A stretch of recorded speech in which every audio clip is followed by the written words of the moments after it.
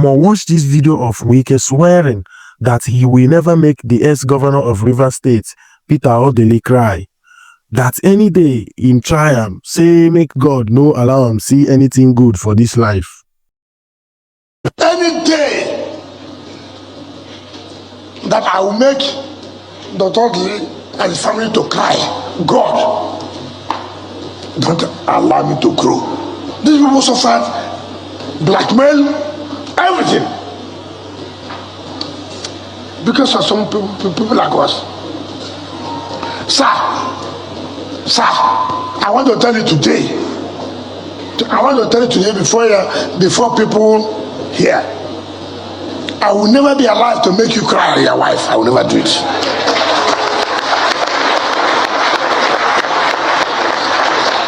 You hear wetin him talk, ba?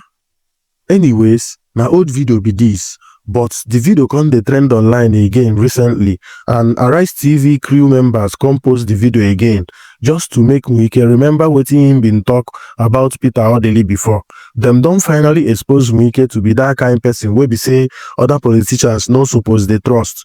Trust Wike at your own risk. Na wetin Wike talk before be this, so but as it stands now, him don dey give am to Peter Odili woto. So make I allow una see this video of wetin Wike talk before and wetin him don dey talk now, wey be say Nigerians don dey react, saying that nobody should trust Wike, that trusting Wike is like playing Manchester United straight win, say the sleep go cast. Some are also advising Tinubu to be careful because him fit collect from Wike hand later. So make I allow una watch the video, make una see wetin dey solve. Social media is awash with reactions after a 2022 video surfaced online showing the minister of the Federal Capital Territory, Nyesom Wike, eulogizing Peter Odili, a former governor of Rivers State, and his wife, Justice Mary Odili, who he said rescued his political career. The video is coming after Wike had slammed Peter Odili during a Thanksgiving service over comments he made regarding the mismanagement of Rivers State's finances. But Wike, in the 2022 video, said that he owed his rising political career to Justice Mary Odili, whose timely intervention saved him from being displaced in his second-term bid as chairman of Obiakpo local government area of the state. Well, let's take a look at this video before we take some reactions. I was told that my name has been removed in the list. So I ran down to government house. Then she had finished her own lunch and left the husband and was entering the vehicle. I said, Mommy, I'm finished. She said, what happened? I said, I removed my name. She ran back straight to the husband. So what happened? The husband said, what is the problem? My son said, I removed him. He said, who removed his name? At that time, secondaries had left. Then the husband called the security at the gate, stopped secondaries to come back. As secondaries came back, that was how I went back as second-time chairman after second-time chairman. For me, I can't talk about my growth without mentioning her. I've been around that particular day, saved my career in politics. You know, once you leave office, everyone's leaving you. And so that was how I grew from there to become what I am today. Any day that I will make Dr. Odili and his family to cry, God, don't allow me to grow. These people suffered blackmail, everything, because of some people like us. Sir, I want to tell you today. Before people here. I will never be alive to make you cry at your wife. I will never do it.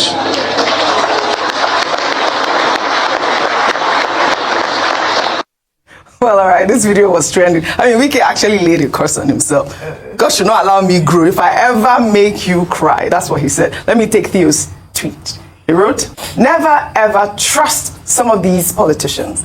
This same Wike vowed and swore with his life never to go against Peter Odili. I wouldn't be shocked if he starts insulting Ashiwaju tomorrow Wike does not value loyalty or friendship, and that was my actual thought. The first time I was like, we saw in the presidential chat when the Dr. Abati asked the president, what about Wike? And the president was like, he's a really good man. But like that tweet rightfully said, you won't be shocked if he's going to go against Tinubu when the time comes, really. But anyways, another video that has now resurfaced online showed the moment Nigeria's former First Lady, Patient Jonathan, handed Wike over to Peter Odili to become his political godfather back in 2015. Let's take a look.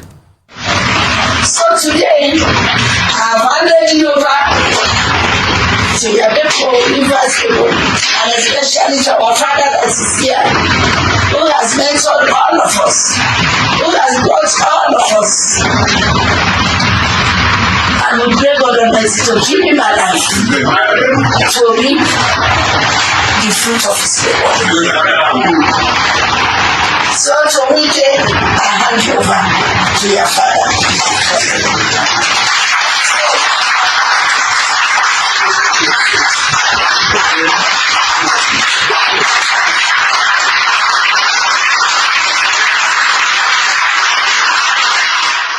All right, that was the moment, Dr. Abati, the moment. And now he's all against Peter Odili at this point. Over to you. Well, look, this is the thing about character Yes. and politics. And one of the concerns of average Nigerians, or most Nigerians, is that politicians, most of them, lack character, integrity. And that is why loyalty is a very big issue in Nigerian politics. Now, Dr. Peter Odili has had quite his share of disloyalty from many of the young men that he groomed and that he brought up in those days. In other words, Nyesom Wike is not the only one that he has betrayed him, but he keeps his position as an elder statesman, not just in Rivers state politics, but also in Nigeria. What has triggered this?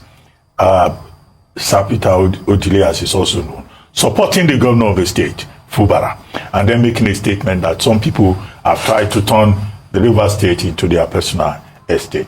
Only for Wike, from Larry Olayinka, his spokesman, to Wike himself, to go after a man he once called his father and his wife, my mother, as he referred to her, to go abusing him and saying that he's the one who has made him politically relevant in Rivers state politics. When Dr. Peter Odili was governor of Rivers state, where was Nyesom Wike? The man that made him get the opportunity for a second time as local government chairman. The man that also facilitated his, emergence as governor of River State when he showed interest. A man that was taken to the Godfather by former First Lady, Dame Patience Jonathan, to say, this is your son. I'm handing it over to him. Now, they have a father-son relationship. But now today, Nyesom Wike says, I built a house for him. I called Julius Berger to build a house inside the Odili home. My pictures were put everywhere, including in the bathroom. Now he has removed my photographs. I mean, what kind of man says that in the public domain? And then he's also accusing Dr. Peter Odili of making his daughter commissioner, of giving another person appointment. I think, look, there's something called decorum in politics. I think this falls short in terms of decorum. And you are absolutely correct. The president today, Asiwaju Bola Ahmed Tinubu, who says that Wike is a good man. I hope somebody will bring all these videos to his attention for him to indeed know the true character of the man that he's dealing with. Right. There must be limits to which people go.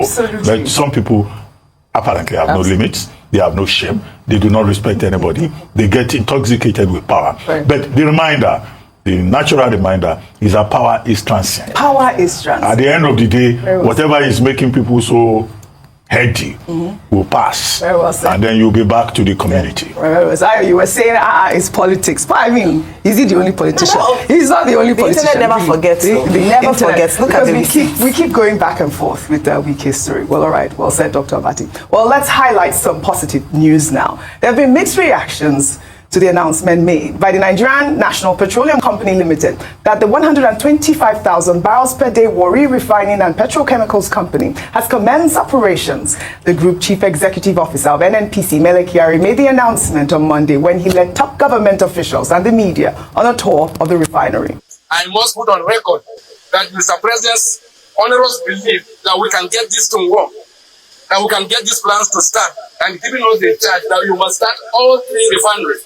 It's already happening. We have successfully started the Port Harcourt refinery, the 60,000 barrels per day oil refinery. We have started the Area 1, the fuel plants, the Warri refinery. The other plants that will produce PMS are being streamed, and they will also come live. And lastly, Kaduna is also on stream. We are not going to give you this, but we'll surprise you again, as we said the other time.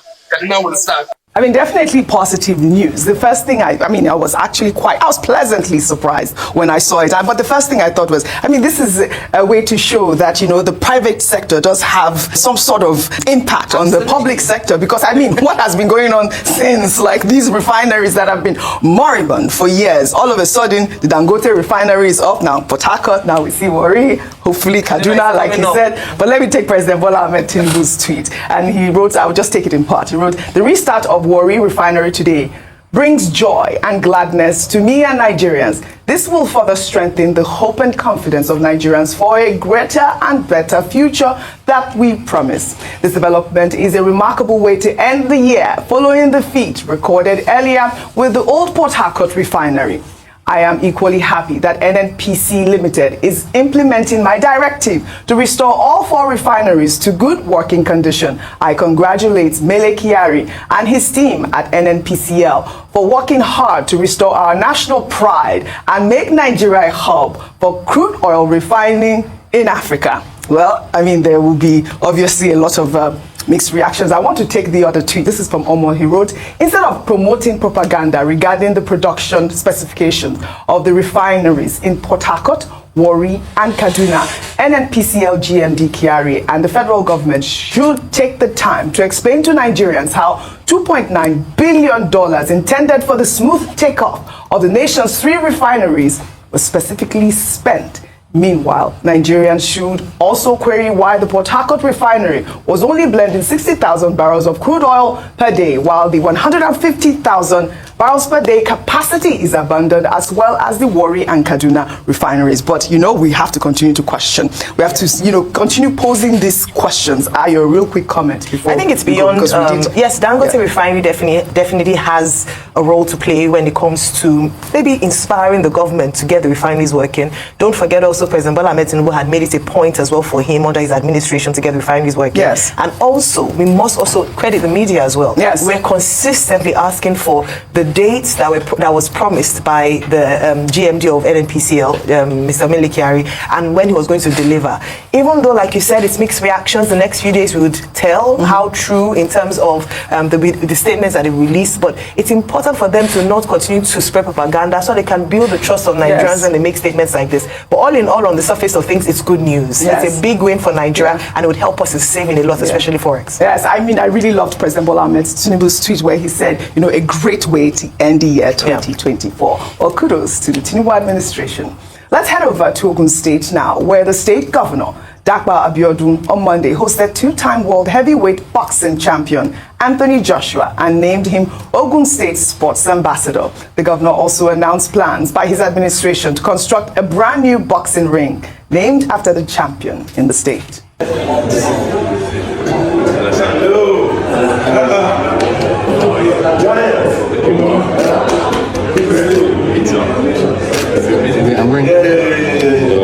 You're an amazing doctor, Really? Very intelligent. Thank you. Very, very intelligent. Thank you.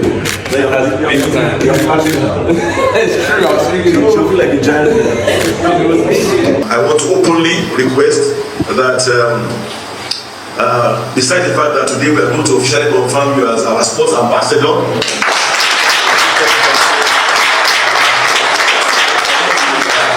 request that you come back to come and light up the torch, the Gateway Sports Festival torch that week of the Sports Festival. So you will be the one lighting the torch.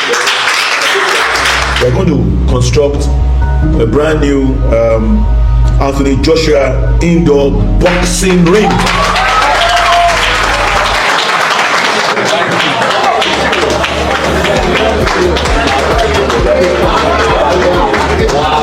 Besides the fact that you are now official sports ambassador, we said that we will give you a brand new house in Shagamu. Yes.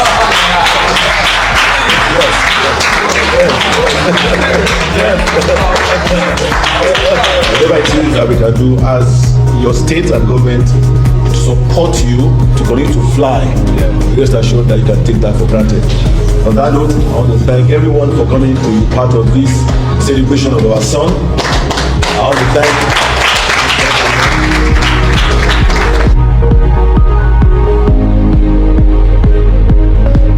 I love stories like these. I love to see these shining ambassadors always promoting Nigeria. The governor also said that he gave him a house in Shagamu. I mean, we also saw a video of Anthony Joshua walking around your state. I mean, without security guards, really feeling good with himself, and he's been doing very, very well for the communities. I love to see things like this. I absolutely love to see this. Now, you know, what I really like is, I remember it must have been under the Obasanjo administration when he made a concerted effort to try and encourage people to come home. So in this sense where, you know, there's a lot of japa happening, yes, things at home are not perfect, but it's so good that we can create an environment where we say, okay, these are some of the best that we have that are out there. Let's encourage them to come home, and with the good work that they do, with the, you know, the showcasing they've done, they'll attract other people. If you look at Dirty December, I saw a tweet that made me laugh so hard because they said that Lagos has snatched Dirty December from Accra, because you know how much money that the Ghanaian government put into promoting Accra as the December destination of choice for Black Americans. But this year we've seen so many Black Americans, with Chloe Bailey, Sweetie, so many of them have come to Nigeria to spend their December and their festivities. So, you know, you can't underestimate the importance of these global icons being welcomed home and how we treat them. It goes a very, very long way in so many different facets. So, you know, kudos to Anthony Joshua. I know he had a bit of a rough fight earlier this year, but you know what, 2025 will be a better year for him. All right, Dr. Mati, quickly, I know this is your very quickly, Anthony Joshua, 35 years old, is a source of pride to his community in Shagamu, to the people of Ogun State, to Nigeria, his country, and one of those inspirational figures for the younger generation in terms of how he has distinguished himself as a cultural ambassador, you know, for the diamonds of Nigeria. And this just shows that you have contrast in terms of Nigerians that are in diaspora.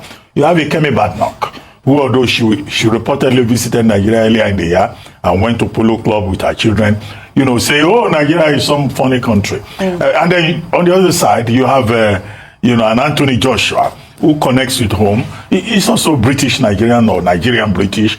I've seen a video showing him dancing with people in Shagamu, in his hometown. I've seen, you know, recent pictures of him going to the Polo Club here in Lagos and enjoying suya and feeling so much at home. I love it. So, you know, the thing for Nigeria to continue to do is to encourage these global ambassadors. And Governor Abiodun deserves kudos for giving him special recognition.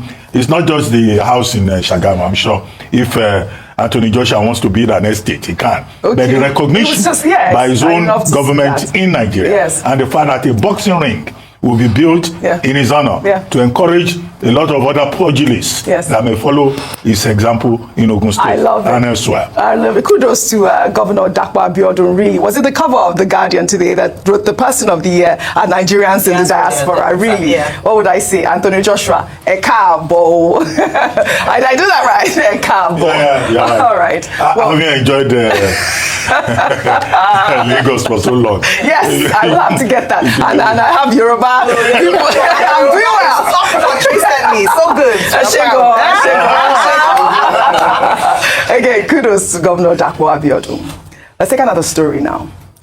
A pastor of the Living Spring Chapel International in Ibadan, Femi Emmanuel, has claimed that the hunger crisis in the country is exaggerated. The pastor made the comments during a sermon last week, adding that Nigerians are attracted to anything that is free and are ready to endanger their lives. Well, let's take a look at this video before we come back for a discussion. Can I say this to you? You may not believe it, whether you believe it or not. Yeah, there is hunger in Nigeria, but the way people are going about it is exaggerated. Go and find out many of those that were trampled over in Ibadan. Many of those women have houses, they have shops, but when they hear free things, when they hear it's an affliction, when they hear free. A woman brought 9 children. He must have gone to solicit for neighbor's children. So all the 5,000 I will collect. It's greed, it's a spirit. Yes, people are hungry. I've been there, I see them. But it's exaggerated. I don't know how many of you have seen those horrible sights. when a petrol tanker will fall and people go and scoop oil and then it's got into inferno, burning people again and again. Then another trailer fell and people were rushing with keg, and many of those that were running with keg were mechanics, were vulcanizers. They have something doing, but there's this mentality, is free. It's free. No. Please don't get involved in that. You are more decent than that. All right. This has caused a lot of reactions on social media, and rightfully so. I mean, I guess, I don't know if it is the delivery or the way that he, made the comments. I mean, some of the comments that he made were correct because, like we've called on the National Orientation Agency about Nigerians and the way that they rush to, get free things. They're not, they don't like to queue. I mean, only recently I saw a video. I mean, this is not new to anybody. Yeah. When you're distributing food, you're supposed to queue and you're supposed to, I mean, that's the video that we have that was trending where I believe it was how many thousand people, 15,000 or so that were out under the rain, but they had to queue for food. Yeah. There were no stampedes, none of that. But I don't know about the way the pastor delivered his sermon. I don't know if that's, really what Nigerians want to hear at this point. Okay, so let me address two things. First is our culture of, not being able to queue. You can't create culture in an instance. It is what is developed. It is what has become a part of society. If I would say culture, we eat strategy for breakfast. Yes. And so we cannot just wake up one morning and put the discipline of queues and all that for Nigerians. It's what we has plagued us for a long time. And you would see that a number of countries where it's the norm, when they have, it's strange for you to go to places and be pushing your way because that's the culture of the place. So I understand that. But another part of this is also the area where he almost diminishes the experience of many Nigerians. And that is what I want to, and I'm taken aback because usually pastors, imams, religious leaders are known to be most in touch with the people. And a lot of them have had to increase their charitable efforts this season because they have been inundated with requests by their members because of the sheer hardship. Even if we don't look at the people on the street, statistics show us that more people have been lifted into poverty in the last few years. So it's not just people saying or propaganda as it were. Just go out to the streets, OG, you see the number of people who are begging, we see the number of people who are rushing. So that is a challenge in itself, and I wouldn't want him to diminish the real experiences of people by saying that, people eat hunger is not exaggerated. In fact, I feel that if you saw, the people you see on the island are not that's not the reality of Nigeria. If you go just step a little bit outside, you would see. Then finally, I want to talk about the psychology of scarcity and psychology of lack. When you feel like there's nothing, or you feel like you've been in that state of mind of not having, anytime you see a little, you behave like an animal. You begin to grapple, fight your neighbors. It's the survival of the fittest. That's what's happening to us at the moment, where people would almost eat their neighbors to be able to get food because of what we've endured for a very long time. Very sad situation, and I hope it's a wake-up call for the government to act on it. Even the president himself has acknowledged the fact that there's hunger, and he has assured us that he would tackle food security in the next year. So let's not diminish people's experiences in Nigeria. Again, may those that have departed, may their souls continue to rest in peace. And there must be some sort of, sensitivity while discussing this subject. Children died. I mean, talking about, people giving and having to give more. On Monday, Senate President Godswill Akpabio, as part of his end-of-year celebrations, distributed food supplies, cars, tricycles, minivans, sewing machines, as well as tractors worth billions of naira through his empowerment program for his constituents in Akwa Ibom. Akpabio referred to the initiative as the uncommon empowerment of my constituents, Akwa Ibom Northwest Senatorial District. The recent effort aligns with the Senate President's ongoing commitment to enhancing the well-being of the people of Akwa Ibom. I mean, kudos to Godswill Akpabio. I mean, when I saw this story, I was asking actually the aide, I hope this is not constituent project or anything like that, but they said no, was his actual personal empowerment program.